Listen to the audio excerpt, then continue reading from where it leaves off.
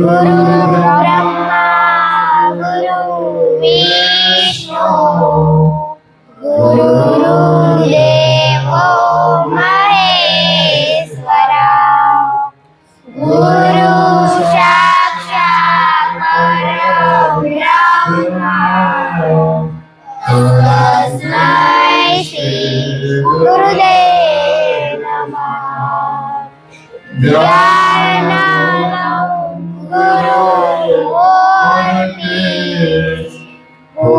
पूजामूलं गुरुपदं मंत्रमूलं गुरुवाक्यं मोक्षमूलं गुरुकृपा। श्रीमद् करुणा सागर महाराज की जय। वाला धाम की जय।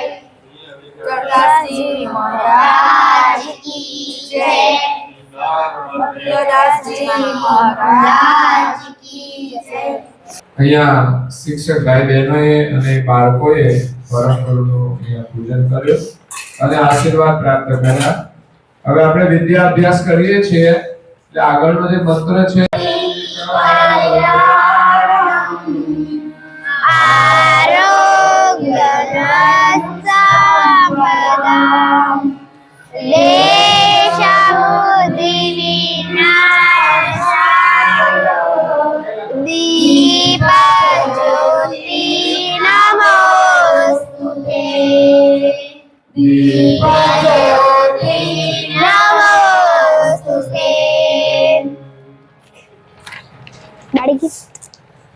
અહીંયા આપણો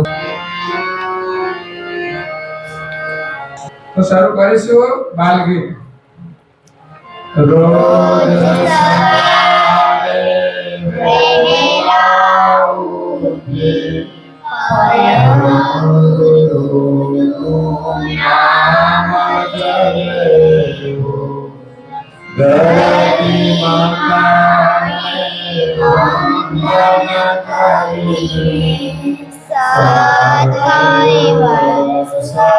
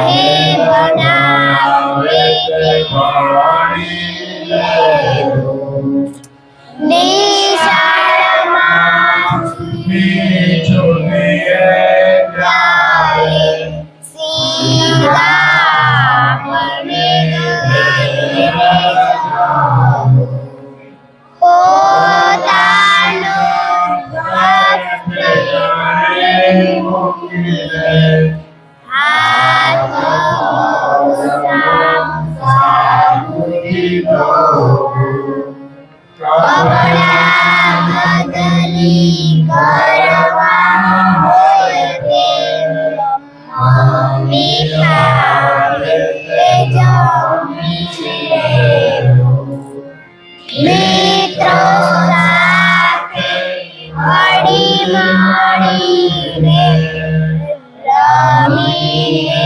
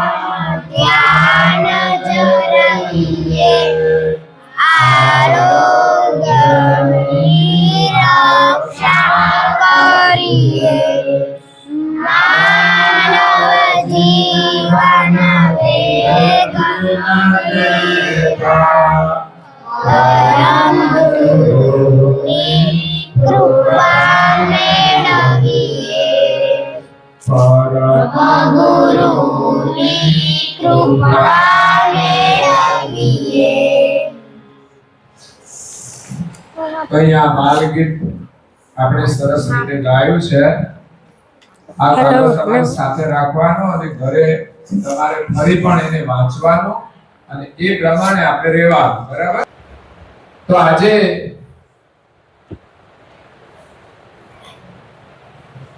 જેઠોલી ગામમાં પ્રાથમિક શાળાના ધોરણ 6 અને 7 ના બાળકો જેઠોલી ગામના પરમ ગુરુ શ્રીમદ કરુણાસાગર મંદિરમાં દર્શન કરવા અને બટુક ભોજન કરવા માટે આવ્યા છે. એટલે તમને બધાને બહુ જ આનંદ હશે મંદિરમાં જવાનો, દર્શન કરવાનો અને અહીંયા ભગવાનની પ્રાર્થના કરવાનો, પૂજા કરવાનો અને છેલ્લે આપણે કયો આનંદ કરવાનો? બટુક ભોજન કરવાનું. બટુક ભોજન એટલે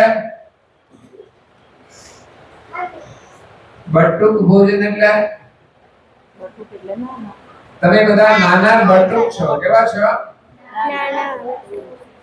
નાના છોકરાને બટુક કહેવાય. શું કહેવાય? બટુક. એટલે તમને ભોજન કરાવે એટલે બટુક ભોજન કહેવાય. અને બાળકોને ભોજન કરાવવું એટલે ભગવાનને ભોજન કરાવવું. શું કરાવે કહેવાય? ભગવાનને ભોજન કરાવવું. બાળકો એ ભગવાનનું રૂપ છે એટલે લોકો બાળકોને બહુ જ ભોજન કરાવતા હોય છે. અને બાળકોને ભોજન કરવાથી આશીર્વાદ મળે છે. કેમ કે બાળકો ખાઈને ખુશ જ થાય. જ્યારે મોટા લોકો કેવા હોય ખબર છે? એ તો ખાય અને પછી શું કહે? આવું છે, તેવું છે, એવું કરે. પણ બાળકો તો હંમેશા ખુશ જ થાય કે અમને બહુ મજા પડી. એટલે આજે તમારે અહીંયા પ્રસાદ તો લેવાનો છે. આજની બટુક ભોજનની સેવા છે એ જેઠોલી ગામના સંજયભાઈ મણિભાઈ પટેલ હાલ વડોદરા રહે છે એમના તરફથી છે. અને અહીંયા બટુક ભોજનની સેવા જે બનાવી રહ્યા છે તમારા માટે, જે સેવા આપી રહ્યા છે એ આવ્યા સુરતથી રંજનબેન ધીરુભાઈ ડાવરા અને તથા આપણા જેઠોલી ગામના બહેનો છે, કિંજલબેન છે, જિજ્ઞાસાબેન છે, પછી બીજા કુસુમબેન છે. તો આ બધા બહેનો અહીંયા સેવા આપે છે. તો એમને પણ ભગવાનના ખૂબ આશીર્વાદ મળશે. ભગવાનના આશીર્વાદથી એમના બાળકો પણ સુખી થશે. તો હવે આજે આપણે અહીંયા આવ્યા છે મંદિરમાં. કોનું મંદિર છે? સતકેવળ સાહેબ. સતકેવળ સાહેબનું મંદિર કહો છો તમે? પણ હકીકતમાં આ મંદિર કરુણાસાગરનું છે. કોનું છે? કરુણાસાગર. કરુણાસાગર એક ગુરુ છે અને ગુરુમાં એક વિશેષ પરમ ગુરુ છે. એટલે જે બધાથી મોટા હોય ને એને પરમ ગુરુ કહેવાય. એટલે પરમ ગુરુ કરુણાસાગરનું મંદિર છે. પણ એ સતકેવલ સાહેબ એ સર્જનહાર જે ભગવાન છે ને આકાશમાં રહે છે. ક્યાં રહે છે? આકાશમાં. તો એ આવતા નથી. એનું નામ છે સતકેવલ સાહેબ. શું નામ છે? સતકેવલ સાહેબ. એટલે ભગવાને એને અહીંયા મોકલ્યા છે કે તમે જાઓ અને બધાને સતકેવલ સાહેબનું સ્મરણ કરાવો. એટલે પરમ ગુરુ કરુણાસાગર અહીંયા આવ્યા છે. એમનું આ મંદિર છે. અને કદાચ આપણે એમ કહીએ કે સતકેવલ સાહેબનું મંદિર છે તો પણ કઈ ખોટું છે નહીં. કારણ કે એ સતકેવલ સાહેબની આપણે ઓળખાણ કરાવે છે. એટલે સતકેવલ સાહેબનું મંદિર પણ કહેવાય અને પરમ ગુરુ કરુણાસાગરનું મંદિર છે. તો એ કરુણાસાગર એ ક્યાંથી આવ્યા? તો ભગવાન પાસેથી આવ્યા. પણ આ પૃથ્વી પર ક્યાં એ સૌપ્રથમ આવ્યા? તો આપણો જે ભારત દેશ છે એનું રાજ્ય છે ગુજરાત અને ગુજરાતની અંદર જિલ્લો આણંદ અને તાલુકો પણ આણંદ છે. ત્યાં એક નાનકડું ગામ છે સારસાપુરી. સારસાનગર આણંદથી 10 કિલોમીટર છે. ત્યાં તેઓ રહ્યા, બાલ સ્વરૂપે પ્રગટ થયા. જો અહીંયા એક ફોટો જોવામાં આવે છે. આ બાજુ પણ છે ને આ બાજુ પણ છે. એક માતા છે, એમના સામે એક બાળક બેઠેલા છે ને. એ પરમ ગુરુ કરુણાસાગર છે. એનું બાળપણનું નામ હતું બાલ કુબેર. શું હતું? બાલ કુબેર. એનું નામ કુબેર હતું પણ બાલ સ્વરૂપ હતું એટલે એને કહેવાય બાલ કુબેર. તો એમનું બાળક હતું ને જે માતાનું, એ તો એક પ્રાણી લઈ ગયું. માતા જ્યારે તળાવમાં પાણી પીવા ગયા એ દ્રશ્ય તમે જુઓ અહીંયા સામે. આ બાજુ ભાઈઓ છોકરાઓ અહીંયા જોશો. અહીંયા જે ચિત્ર છે ને એમાં એક તળાવ દેખાય છે. એમાં એક પ્રાણી દેખાય છે.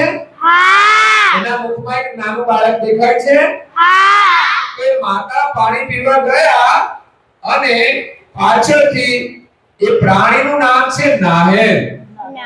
શું છે? નાહેર. એને વરુ પણ કહેવામાં આવે છે.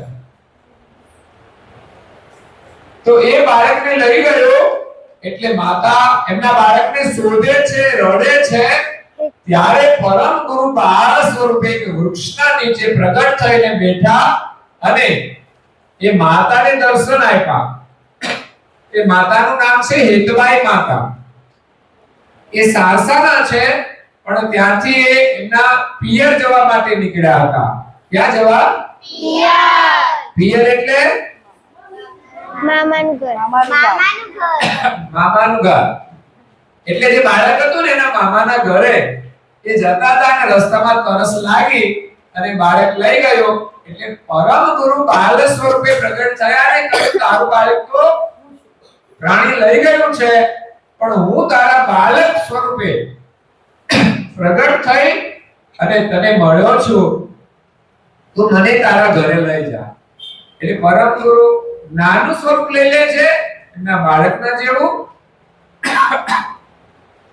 અને પછી હેતબાઈ માતા એના પિયર ગયા. પિયરમાંથી ફરી પાછા એમના ઘરે સારસા ગયા. ત્યાં 7 વર્ષ સુધી પરમ ગુરુ બાલ કુબેર એમના ઘરે રહ્યા. અને પછી 7 વર્ષની ઉંમર એટલે કેવડી ઉંમર કહેવાય ખબર છે? તમારી 7 વર્ષની ઉંમર થાય એટલે તમે કયા ધોરણમાં આવો? પહેલા ધોરણમાં યા તો બીજા ધોરણમાં. તો પહેલા ધોરણમાં બેસવાની ઉંમર કેટલી હોય? તમે તો અત્યારે કેટલા ધોરણમાં ભણો છો? છઠ્ઠામાં. તમે પહેલા ધોરણમાં કેવડા હતા ખબર છે? બહુ ખબર નહોતી ગઈ. બાલ મંદિરમાંથી આવ્યા અને પહેલા ધોરણમાં સ્કૂલમાં ગયા. તો અત્યારે તમારા સ્કૂલની અંદર પહેલા ધોરણમાં ભણે છે? એ કેવડા બાળકો છે? નાના. તો એવડા સ્વરૂપમાં પરમ ગુરુ બાલ કુબેર ઘરે હતા અને ઘર છોડીને નીકળી ગયા. સમજ પડી? ભણવા માટે નહીં પરંતુ ઘરને હંમેશા માટે છોડી દીધું. માતાને પણ છોડી દીધા. અને ક્યાં જાય છે ખબર છે? દીક્ષા લેવા માટે, સાધુ બનવા માટે. તો એ ઘર છોડી અને સારસાની નજીક 5 જ કિલોમીટર ત્યાં એક ઓડ ગામ છે. ત્યાં એક કૃષ્ણદાસ નામે મહાન સંત હતા, જેમની ઉંમર હતી 700 વર્ષ. કેટલી? 700 વર્ષ. 700 વર્ષના કૃષ્ણદાસ પાસે એક માત્ર 7 વર્ષના બાળકએ દીક્ષા લેવા માટે જાય છે અને કહે છે કે મારે આપની પાસે દીક્ષા લેવી છે. તો કૃષ્ણદાસ તો વિચારમાં પડી જાય છે કે આવા નાના 7 વર્ષના બાળકને હવે દીક્ષા લેવાની શું ખબર પડે? હજુ તેનો ભણવાનો સમય થયો છે. પણ છતાંય એ બાળકે કહ્યું કે મારે દીક્ષા લેવી છે.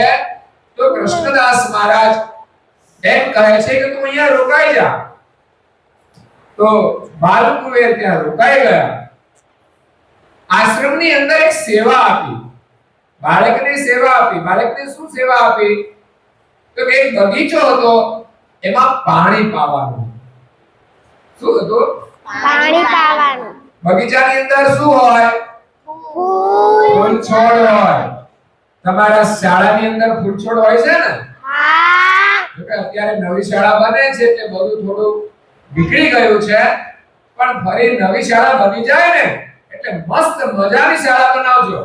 એટલા બધા સરસ મજાના ફૂલ છોડ હોય જેને જોઈને આપણને ભણવાનું મન થાય, ભગવાન આપણને યાદ આવે. અને ફૂલ છોડ છે ને એ નાના બાળકો જેવા છે, સરસ મજાના ખીલેલા દેખાય, સુગંધી દેખાય, પ્રસન્ન દેખાય. તો એ ફૂલ છોડ જોઈને આપણું મન પણ પ્રફુલ્લિત થઈ જાય ભણવા માટે. તો અહીંયા બગીચાની અંદર ફૂલ છોડ હતા. આ ફૂલને શું કરવાના ખબર છે? એને લઈને આપણે ભગવાનને અર્પણ કરીએ છીએ, પૂજન કરીએ છીએ. એટલા માટે આપણે ઘર આપણા આંગણામાં ફૂલ છોડ હોવા, એક તુલસીનો છોડ હોવો જોઈએ. અને આપણું આંગણું ફૂલ છોડથી રળિયામણું લાગે. તો તમારા ઘરે પણ તમે છોડ વાવો છો? હા. હમણાં તમે બધાએ એક એક છોડ વાવ્યો ને? હા. શા માટે? बोला बोलो एक पेड़ એક એક પેડ माँ के नाम એક પેડ માં કે નામ. તો તમે બધાએ વાવ્યો? હા. તમને ખબર છે ક્યાં વાવ્યો? હા. તમને ખબર છે શું વાવ્યું? હા. તો 1 વર્ષ પછી તમે જોવા જશો એ ત્યાં છે કે નહીં? હા. તો એ થવું જોઈએ ને. તો તમારે અઠવાડિયામાં એકવાર એ છોડની મુલાકાત લેવી જોઈએ કે એને કોઈ પાણી પાય છે કે નહીં. નહીં તો આપણે એક દિવસ જાતે જઈને અઠવાડિયાના શનિવારે છે ને તમારે એવો પ્રોગ્રામ રાખવાનો કે આપણે જેમ વાવવા ગયા ને એવી રીતે શિક્ષકોને એ બાળકોને લઈ એક ધોરણે લઈને જવાનું કે ભાઈ ચાલો એ છોડને આપણે પાણી પણ પાઈએ. કોઈ પાય છે કે નહીં એનું ધ્યાન રાખવું જોઈએ. ખાલી વાવવાથી કામ થઈ જતું નહીં. એટલે અઠવાડિયામાં એકવાર એની મુલાકાત વારાફરતી અલગ અલગ ક્લાસના વિદ્યાર્થીઓ લેવી જોઈએ. તો અહીંયા બાલકુંવરને પાણી પાવાનું કામ સોંપ્યું. ત્યાં કોઈ મોટર નહોતી પણ કૂવો હતો. કૂવામાંથી ડોલથી આપણે પાણી ખેંચવાનું અને પછી પાણી રેડવાનું. તો એવી રીતે સાંજના 5 વાગે કામ સોંપેલું. તો બાલકુંવર તો કૂવામાંથી પાણી ખેંચે છે અને બગીચાની અંદર એક નીક હતી. નીક એટલે શું કહેવાય ખબર છે? પાણીને જવાનો રસ્તો જે ખાડીઓ હોય ને એવી નીક હતી. એમાં પાણી રેડવાનું અને પાણી પછી એક પછી બીજા છોડમાં જતું રહે. પેલી લાઈન કરેલી હતી છોડની. તો પાણી તો રેડ્યા જ કરે છે. કૃષ્ણ સ્વામી મહારાજે શું કહેલું કે બેટા જ્યાં સુધી આ બગીચો બધો ના પીરાય ને ત્યાં સુધી આ ડોલ અને દોરડું છોડવાનો નહીં. તો આપણે સેવા કરવાની ને તો આપણને કોઈએ પણ સેવા સોંપી હોય, માતા પિતાએ સોંપી હોય કે શિક્ષકોએ સોંપી હોય કે કોઈ વડીલોએ સોંપી હોય, એ આપણે પૂરી જ કરવાની, અધૂરી છોડવાની નહીં. ભણવાનું પણ પૂરું જ કરવાનું, લેસન પણ પૂરું જ કરવાનું, અધૂરું કામ કોઈ છોડવાનું નહીં. જમવાનું તો પણ પૂરું જ જમવાનું, અધૂરું છોડવાનું નહીં. તો અહીંયા બાળકોએ પાણી પાય છે તો ઘણું બધું પાણી પાયું, કલાક 2 કલાક 4 કલાક, પણ બગીચો તો ભરાયો જ નહીં. એમ કરતા કરતા સવારના 5 વાગી ગયા. વિચાર કરો, બાળકોએ એક નાના બાળક 7 વર્ષના એ સાંજે 5 વાગ્યાથી સવારના 5 વાગ્યા સુધી 12 કલાક સતત કુવામાંથી પાણી ખેંચી અને ઝાડને પાણી પાય છે. હવે હતા તો થોડા જ 1 કલાકનું કામ હતું, પરંતુ સવારે 5 વાગ્યા એટલે કૃષ્ણ સ્વામી મહારાજ સવારે વહેલા ઉઠ્યા અને નાહવા માટે એક કુવા ઉપર આવે છે. દરરોજનો નિયમ હતો કે કુવા ઉપર જઈ પાણી ખેંચી અને નાહવાનું. એવું નહોતું કે ચકલી ચાલુ કરીને આપણા બાથરૂમમાં પાણી આવી જાય. પહેલા તો લોકો જે ગામની ભાગોળે પાણી ભરવા જતા હતા. આજે આપણે ભાગ્યશાળી છીએ કે નહીં? આપણે સુખી છીએ કે નહીં? કે આપણા ઘરમાં પાણી છે એનો મતલબ કે પાણી બગાડવું જોઈએ નહીં તો સરકાર પાણી આપે ને પછી તો ચકલીઓ ચાલુ હોય, એમ જ નળ ચાલુ હોય, પણ આજે પાણી બગાડીશું તો આપણું જીવન બગડી જશે, પછી આપણને પાણી મળશે નહીં. તો અહીંયા કૃષ્ણ સ્વામી મહારાજ આવ્યા કે બાળક તું તો વહેલો ઉઠી ગયો 5 વાગે. બાળકો કહે છે કે હું તો સૂતો જ નથી. કેમ નથી સૂતો? તો કે આપે મને સેવા સોંપેલી ને કે આ બગીચો ના પીવે ત્યાં સુધી ઢોલ અને દોરડું છોડવાના નહીં. એટલે કે છે આ બગીચો તો કોરો કોરો જ છે. કેમ એવું થયો? તો કે રસ જે ની ગમે ને પાણીને જવાની એમાં રસ્તામાં ઉંદરે દર કર્યો હતો એટલે બધું પાણી ક્યાં જાય? દરમાં જતું રહેતું હતું. એટલે બગીચો તો કોરો જ રહ્યો. તો કૃષ્ણ સ્વામી મહારાજ આ બાળકની સેવાથી બહુ ખુશ થઈ ગયા કે નાના બાળકને આટલી બધી સમજ કે મારી કહેલી આજ્ઞા કે આ બગીચો ના પીવે ત્યાં સુધી આ ઢોલ અને દોરડું છોડવાનો નહીં. તે બાળકે કેટલા કલાક પાણી પાયું? 12 કલાક. આપણે તો થાકી જઈએ તો છોડીને જતા જ રહીએ. ડબલું ક્યાં મૂકીએ કઈ ખબર નહીં. પણ એવું કરવાનું નહીં. તો અહીંયા કૃષ્ણ સ્વામી મહારાજે સ્નાન કર્યો, પછી બાળકને કહ્યું કે હવે ડોલને દોરડું છોડી દે. અને કૃષ્ણ સ્વામી મહારાજ સ્નાન કરી અને સમાધિ લગાવે છે, ધ્યાનમાં બેસીને. શું લગાવે? સમાધિ. તો આપણે બધાએ પણ ધ્યાન કરવું જોઈએ. કટકા બેસવાનું. સારી પદ્માસન આવડે તો પદ્માસન બધાને આવડે છે? હા. ગાળો તો બધા પદ્માસન. તો જો નાની ઉંમરમાં આપણા શરીરમાં આ પદ્માસન થવું જોઈએ. જો કે અહીંયા કોઈ બહુ એવા જાડા બાળકો દેખાતા નથી. એ જાડા છે ને બધા છે ને પ્રાઇવેટમાં ભણે છે. હા, જાડા ક્યાં ભણે છે? બધા પ્રાઇવેટમાં ભણે છે. અહીંયા છે ને કોઈ બાળક જાડું નથી. જાડા હોવું એ બીમારી છે. એ બાળક સીધા ના બેસી શકે, કટાર ના બેસી શકે. તો આપણે આવી રીતે પદ્માસનમાં બેસી બંને હાથ ધ્યાન મુદ્રામાં રાખવાના અને ઢીંચણ ઉપર રાખવાના. એવી રીતે આપણે ધ્યાન કરવાનું. ધ્યાન આપણી સામે સન્મુખ દ્રષ્ટિ રાખી અને કોઈ જ્યોત હોય કે કોઈ પણ એક જ જગ્યાએ આપણી દ્રષ્ટિ સ્થિર કરવાની. એક કોરો કાગળ હોય એમાં એક બિંદુ હોય તો બિંદુ સાથે આપણી દ્રષ્ટિને સ્થિર કરવાની અને આંખોને પટપટાવ્યા વિના આપણે સ્થિર દ્રષ્ટિથી જોયા જ કરવાનું. ભલે આંખોમાંથી પાણી નીકળે પણ આંખો બંધ કરવાની નહીં. તો તમારી એકાગ્ર શક્તિ વધશે. એક જ વસ્તુને એક જ દ્રષ્ટિથી સ્થિરતાપૂર્વક તમે નિરીક્ષણ કરશો તો તમારી જોવાની જે દ્રષ્ટિ છે ને એ મજબૂત થઈ જશે. એટલે આવી રીતે તમારે રોજ ધ્યાન કરવું જોઈએ. ત્યાં તો મંત્રનો જપ કરતા કરતા પણ ધ્યાન થાય. શ્વાસ લેવાનો અને શ્વાસ છોડવાનો, એ શ્વાસ સાથે દ્રષ્ટિ રાખવાની. અને બીજો ઉપાય છે આપણી જે નાસિકા છે ને, આ નાસિકા તમને દેખાય છે? ક્યાં છે? તમને દેખાય છે? તમારી આંખોથી જુઓ છો. દેખાય ને? કેમ ના દેખાય? આમ નજર કરો છો અહીંયા, આ ભેગી કરો દ્રષ્ટિ. દેખાય છે ને? હા, તો એવી રીતે ધ્યાન કરવાનું. તમારે ક્યાં જોવાનું?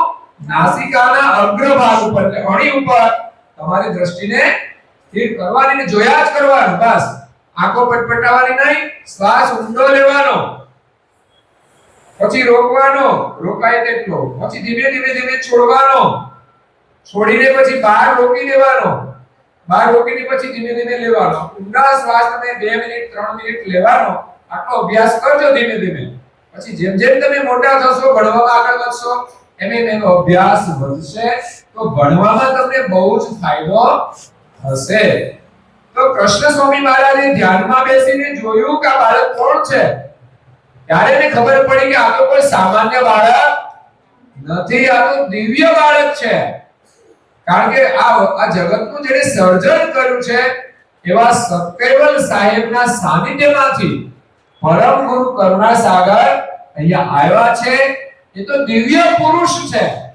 પરંતુ આપણે બધાને જ્ઞાન આપવા માટે આવ્યા છે શું આપવા જ્ઞાન જ્ઞાનથી આપણને સમજણ મળે સમજણથી સુખ મળે સુખથી શાંતિ મળે અને આપણું કલ્યાણ થાય આપણે ભગવાનના દર્શન થાય આપણે નિરોગી રહીએ એટલા માટે પરમ ગુરુ આપણને જ્ઞાન આપવા માટે આવે છે ગુરુ છે તો આપણા જીવનમાં ગુરુ હોવા જોઈએ તમે અભ્યાસ કરો છો ને હા તો આપણે શાળામાં આવીએ છીએ તો આપણને કોઈ ભણાવે છે એ કોણ છે આપણા ગુરુ શિક્ષક છે એ આપણા ગુરુ છે પહેલા એને ગુરુ કહેતા હતા હવે આપણા માટે શબ્દ આવ્યો શિક્ષક અને હવે અંગ્રેજીમાં આવ્યો શિક્ષક અને શિક્ષક હોય એટલે આપણે શું કહીએ સર અને શિક્ષિકાને મેડમ મેડમ તો એવી રીતે આપણે ગુરુ કરીએ ત્યારે જ આપણને જ્ઞાન મળે શિક્ષણ મળે એમ આપણા જીવનના કલ્યાણ માટે જો શિક્ષક છે ને આપણને શિક્ષણ આપે શું આપે શિક્ષણ અને ગુરુ આપણને જ્ઞાન આપે તો આ બંનેમાં શું ફરક છે તો શિક્ષણથી આપણને વાંચતા આવડે પછી આપણે મોટા થઈએ તો આપણે વ્યવસાય કરી શકીએ નોકરી કરી શકીએ પૈસા કમાઈ શકીએ તો એનાથી આપણું જીવન ગુજરાન ચાલે પણ એકલું આપણને શિક્ષણ મળી જાય તો પણ આપણે સુખી થતા નથી તો શું જોઈએ સાથે તો કે શિક્ષણની સાથે સંસ્કાર પણ જોઈએ શું જોઈએ સંસ્કાર તો સંસ્કાર આપણને ગુરુ પાસેથી મળે છે ગુરુ આપણને જ્ઞાન આપે છે અને આપણને ધાર્મિક સંસ્કાર આપે છે એટલે શિક્ષણ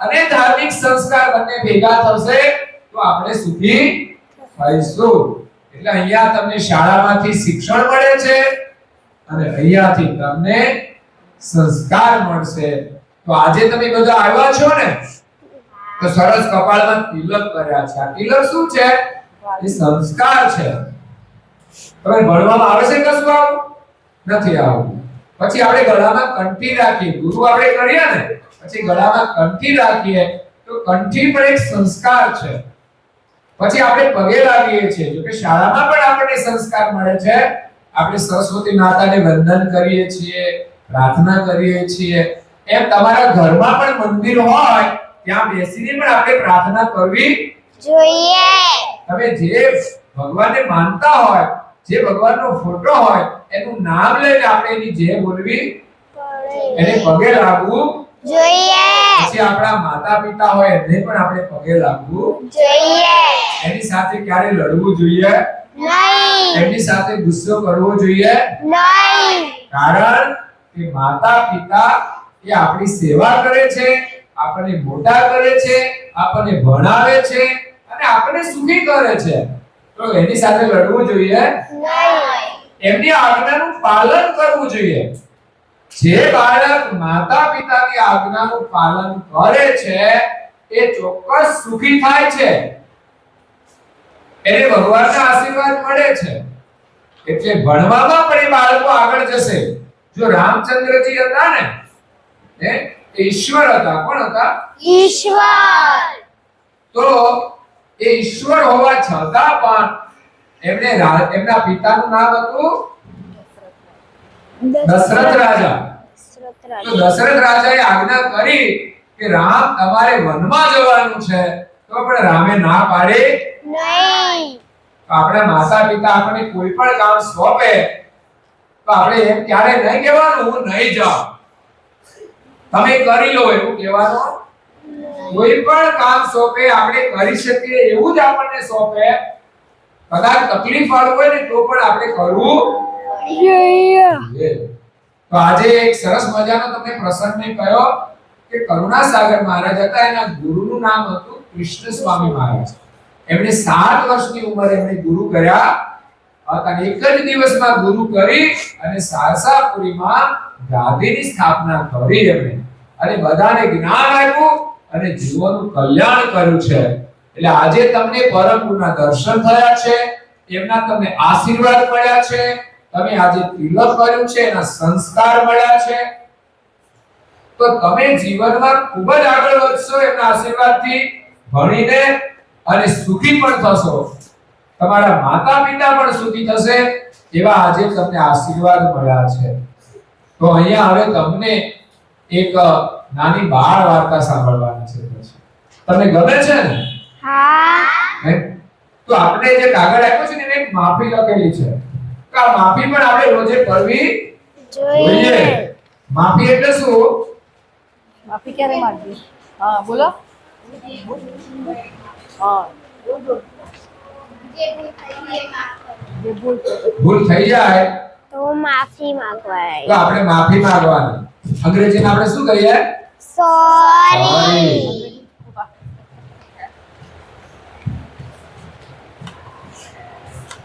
દિલગીરી વ્યક્ત કરવાની, મારી ભૂલ થઈ ગઈ. આપણી ભૂલનો સ્વીકાર કરવો એને શું કહેવાય? માફી. આપણે માફી માંગે તો શું કહે? મારી ભૂલ થઈ ગઈ. આપણે કઈ ભૂલ કરી હોય તો માફી માંગવાની ને. હા. આપણી ભૂલ થઈ જાય એનો સ્વીકાર કરવો. મોટા ભાગે કોઈ ભૂલનો સ્વીકાર કરતા નહીં. તો હંમેશા આપણી ભૂલ થઈ જાય ને તો આપણે સ્વીકારવી જોઈએ. તો આપણે માફી બધા કાગળમાંથી સાથે વાંચીને બોલીશું, બરાબર? ઓ પરમ ગુરુ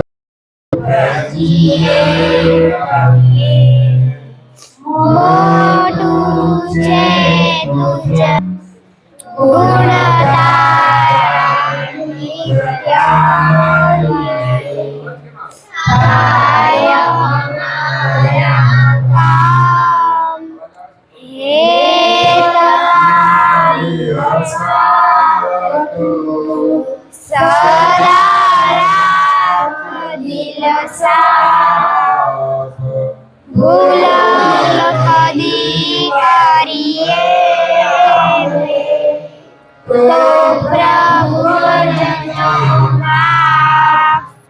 રાત્રે વહેલા જે સુવે વેલા ઉઠે વીર બળબુદ્ધિને ગણવે.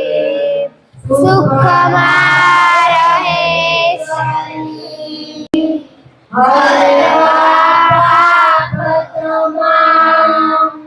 ગાળેલા માળવી નમિયેલા શિષ્ય.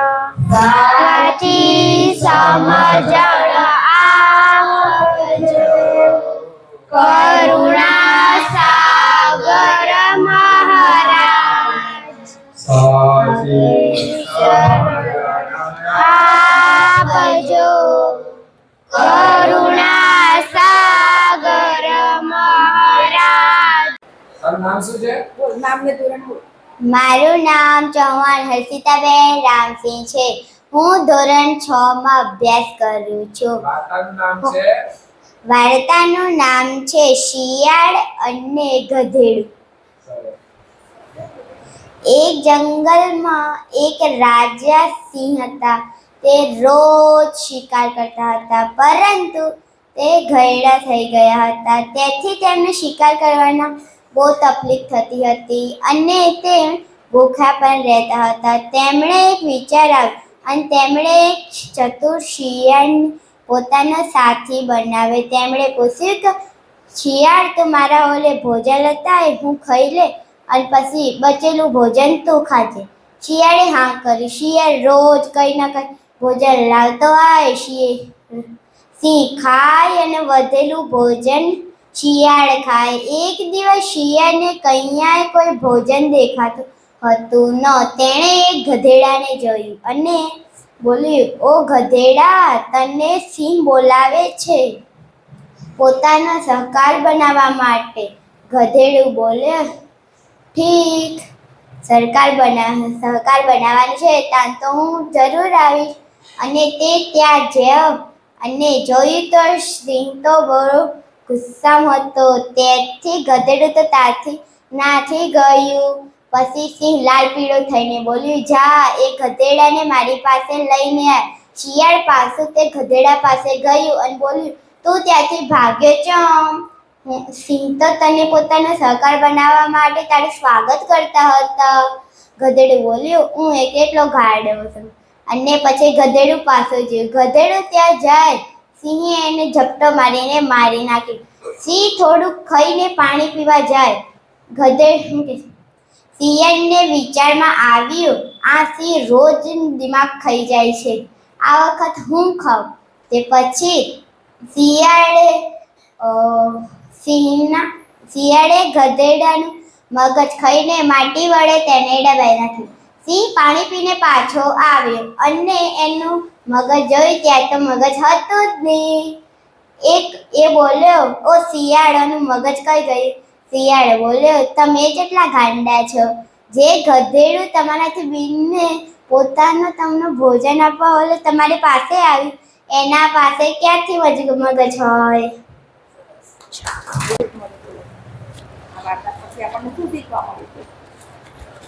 આ વાર્તામાં આપણને શીખવા મળ્યું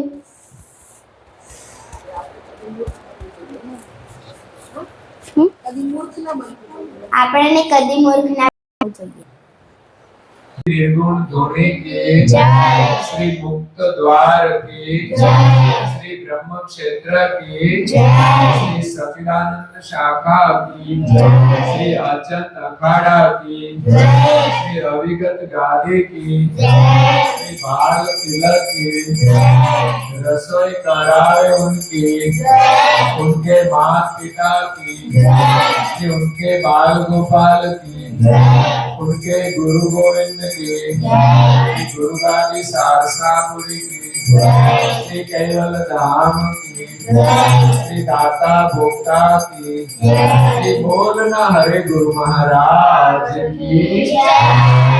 भोजन थाल गुणावती का साथ जय वंश કે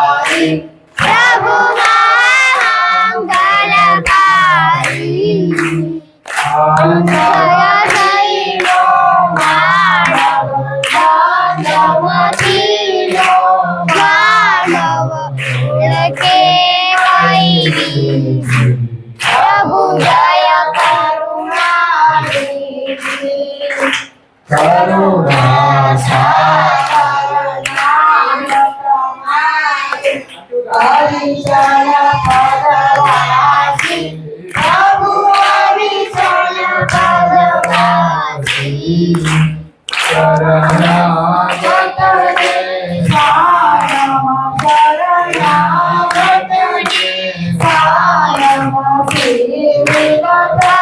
રે પ્રભુ દયા કરુણાની પ્રભુ દયા કરુણાની પ્રભુ દયા કરુણાની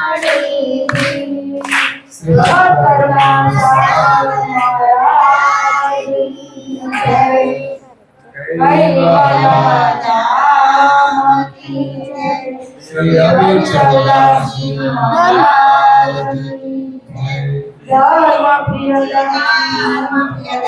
મહારાજ કી જય.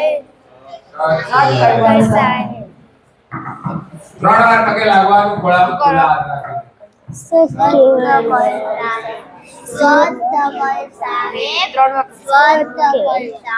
મનમાં બોલવાનું ભાઈ.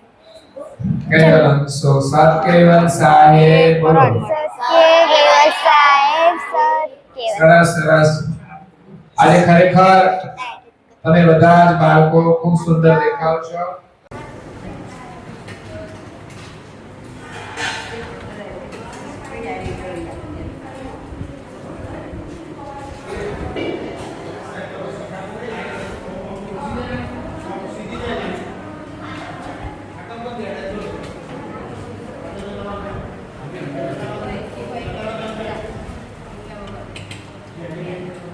જમતા પહેલા કશું બોલીએ છીએ આપણે શ્લોક આ તો છોકરા બેસી જાય ને એટલે આપણે બોલીએ બરાબર